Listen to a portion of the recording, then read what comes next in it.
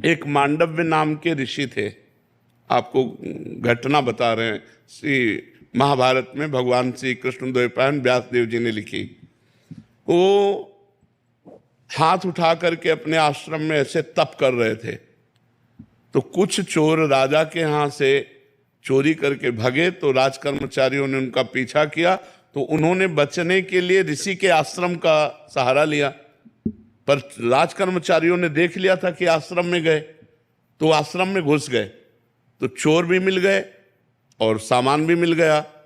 तो राजकर्मचारियों को लगा ये बाबा जी का ढोंग कर रहा है मांडव्य ऋषि को, ये चोर रखता है और चोरी करवा करके ऐसा, उनको भी बांध लिया। अब वो इतने समाधिस्थ हैं कि उनको होश ही नहीं है, भगवान में इतने लीन है कि उनको होश नहीं है। राजा के पास गए, राजा ने तुरंत आदेश कर दिया सबको शूली पे चढ़ा दो, तो सबको शूली पे चढ़ा दिया और मांडव्य ऋषि को भी शूली पे चढ़ा दिया।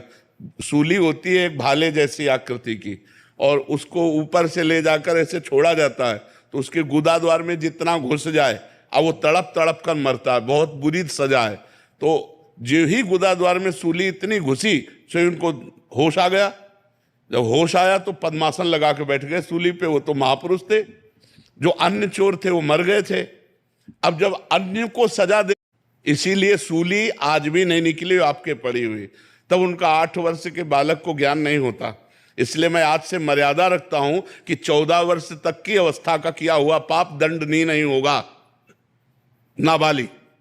और मैं तुम्हें साफ देता हूं, क्योंकि 8 वर्ष की अवस्था के द्वारा किए गए अपराध को आपने इतना बड़ा दंड दिया, तुम जाओ और मृत्यु लोक में मनुष्य रूप में जन्मो। तो वही विदुर जी के रूप में जन्मे, जो विदुर जी हैं साक्षात धर्मराज जी हैं। तो देखा, छोटा सा खेल खेल में तितली की गुदा में कांटा डाल के तो सूली की सजा मिली।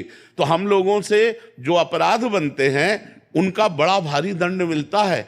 हमें देखने में लगता है कि क्या है पर स्त्री गमन, क्या है पर पुरुष गमन, लेकिन इसका 100 कल्प तक दंड मिलता है। पतिवंचक पर पतिरति करई, रो रो नरक कल्प सत परई। यदि पराई स्त्री से पुरुष भोग करता है तो 100 कल्प तक रो रो नरक भोग पर। जो पराई पुरुष से भोग करती है वो ऐसा शास्त्रों में जो मर्यादा लिखा हुआ है, जो धर्म लिखा हुआ है। तो अब आपका कौन सा पाप कितना बड़ा है ये तो न्यायाधीश निर्णय करेगा, लेकिन सब पापों को नष्ट करने का एक उपाय है, नाम संकीर्तनम यस्य सर्व पाप प्रणाशनम। समस्त पापों को नाश करने के लिए भगवान का नाम गरज रहा है। नाम जप करो, नाम संकीर्तन करो, तो इसी जन्म में सब पापों का प्रायश्चित हो जाएगा। इसीलिए हम सबको कहते हैं नाम जप करो, नाम जप करो, इसी से मंगल होगा।